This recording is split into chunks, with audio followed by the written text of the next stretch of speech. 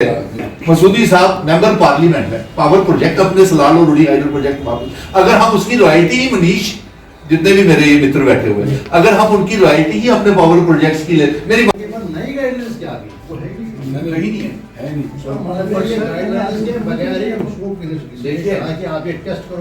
कि ये 1950 का आरबीआई का ऑर्डर है सर। अब शर्तों के ऊपर इलाक भारत के साथ हमारे जम्मू कश्मीर का हुआ था, इंस्ट्रूमेंट ऑफ एसोसिएशन साइन हुआ था, वो वाली रियासत हमको वापस दीजिए, जिसके पास स्टेट सब्जेक्ट हो वो वोटर बने, और जो 5 अगस्त 2019 को जो हमसे छीना गया वो हमें वापस करें। लेकिन मैं आपका जो मैंने महसूस किया है, तो आप देखें जम्मू में बेरोजगार नौजवानों की मीटिंग्स में finance accounts, national youth corps, MNREGA, border battalion, CISF, BSF के बच्चे, ये सभी कहते हैं कि बहुत बड़ी गलती हुई, हमने 370 को तोड़ा, रियासत को तोड़ा।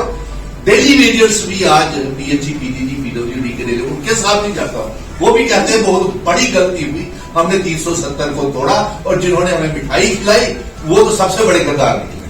ठीक है, आज व्यापारी जम्मू का जियो रिलायंस का उनको नुकसान हो रहा है क्योंकि उनके स्पॉट खुल रहे हैं, लेकिन वो रिटेलर्स को उसका हम दरबार मुंह मांगते हैं, मनीष दरबार मुंह मांगता है, लाल सिंह मेरा भाई दरबार मुंह मांगता है, वो उनको नहीं। अब हम इस मीटिंग में देखिए क्यों ना हम कॉन्फिडेंस गेन करने के लिए, मेरे भैया ये भी यही कह रहे हैं लाल सिंह जी की जम्मू का एतमाद लो, मनीष का भी यही कह रहे हैं एतमाद में लो, ये सारे कह रहे हैं एतमाद में लो जम्मू को। स्टेट सब्जेक्ट को लेकर के, महाराजा जी के बनाए हुए कानूनों को लेकर के,